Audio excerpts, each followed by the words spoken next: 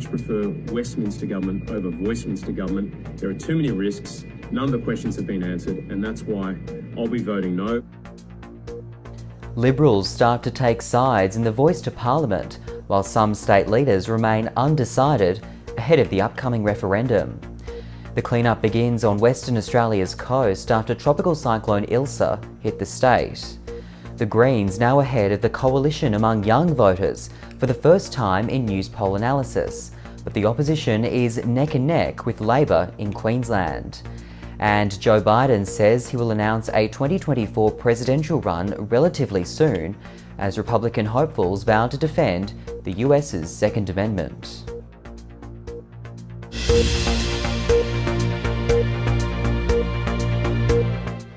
Good evening.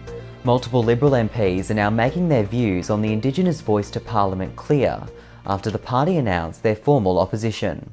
Some in the party are set to support the Yes campaign, while at least 2 state opposition leaders have confirmed they remain undecided ahead of the upcoming referendum. National reporter Austin Pollock has the latest. The stances of Liberal MPs on the voice to Parliament are right now in the spotlight after Peter Dutton said the party would formally oppose the voice and he would personally campaign no at the referendum. The Liberals' coalition partner, the Nationals, already have federal MPs on board with support for the no case. The only MP who publicly disagreed with that was Andrew Gee, quit the party last year. Now, the position announced by Dutton will apply to all Liberal frontbenchers, however backbenchers will not be bound by it.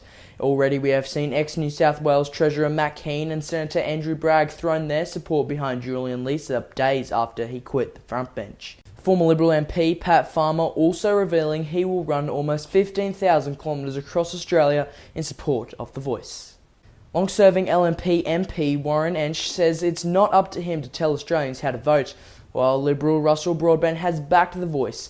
Richard Colbeck reportedly spoke out against elements of the party's formal stance, and Paul Fletcher says he will be making the case for the Liberal Party policy, but did not explicitly say how he will vote. Shadow Defence Minister Andrew Hastie has said in a video released to Instagram he opposes the voice because it will create a special class of citizens. I much prefer Westminster government over Voicemister government. There are too many risks, none of the questions have been answered, and that's why I'll be voting no, and I encourage you to vote no too. We have also now heard from Queensland Liberal National leader David Crisafulli, who's told reporters he will take his time on the voice. Both Dutton and Federal Nationals leader David Littleproud are members of the LNP.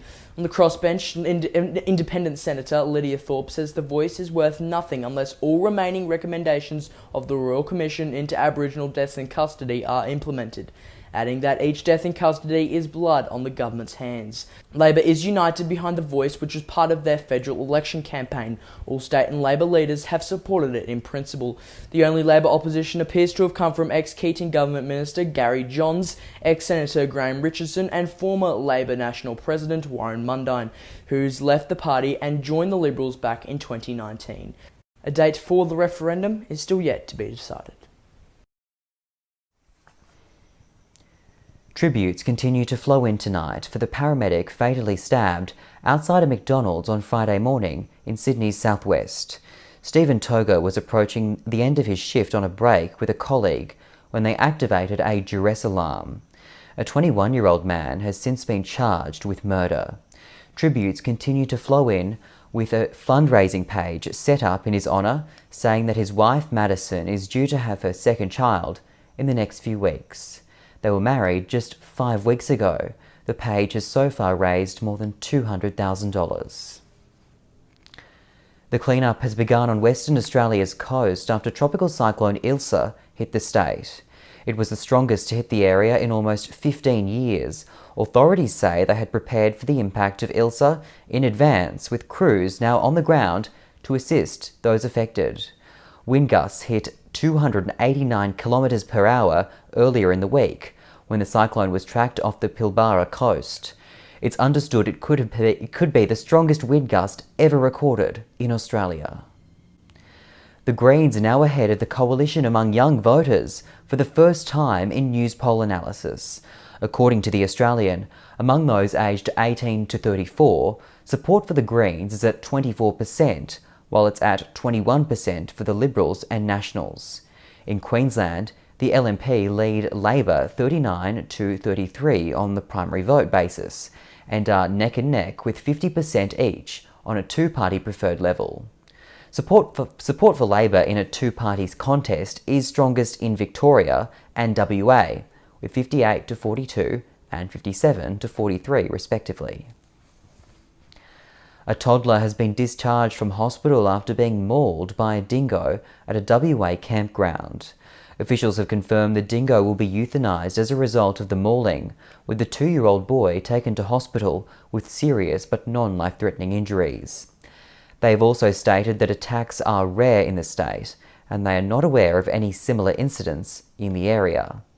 Those who spot a dingo are being told to report details to campground staff. The New South Wales Electoral Commission have confirmed the Liberals have won the seat of Ryde following a recount. Ryde was the last seat to be decided following last month's state election. The Liberals won the seat by 54 votes, which is up 4 votes from the 50-vote margin they won by on earlier projections. The recount also found that 6 informal votes were actually formal. Joe Biden says he will announce a 2024 presidential run relatively soon. Speaking to reporters as he left Ireland, the US president said the trip reinforced his sense of optimism about what can be done. Multiple Republican hopefuls, including Donald Trump, have also spoken at the National Rifle Association convention and vowed to defend the US's Second Amendment. 4 candidates have so far formally announced they would run for GOP nomination, while others, including Florida Governor Ron DeSantis, are also expected to contest. It comes as former Secretary of State Mike Pompeo confirmed he would not run, despite expectations. The AFL's Gather Round has wrapped up in Adelaide after all 9 games were played in the same state. All 18 footy teams were brought to South Australia for the first time, with Collingwood and St Kilda wrapping up round 5 at Adelaide Oval. Last night, one of the home sides, Port Adelaide, defeated the Western Bulldogs by 14 points, with heavy rain hitting the area throughout the match. All 9 games in South Australia were sold out. Now to tomorrow's forecast right across the country, and Brisbane will be partly cloudy, 29 degrees. Similar conditions for Sydney, 21 there, a top of 20 in Canberra. Back up to 21 in Melbourne, 19 in Hobart. Adelaide it'll be 20, 21 and sunny in Alice Springs. Heavy rain expected in Perth, also 21. And in Darwin, a warm top of 32.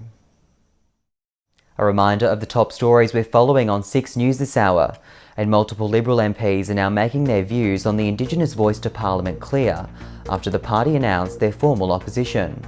Some in the party are set to support the Yes campaign, while at least 2 state opposition leaders have confirmed they remain undecided.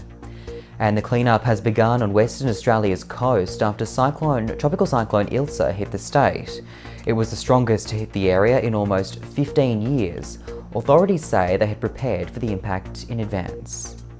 And that is 6 News for this hour. There's more news 24/7 on our website, SIXNewsAU.com, and on social media. Just search 6NewsAU to find us. More news coverage continues right after this. For now though, I'm Connor Alforque. Thanks for your company. Good night.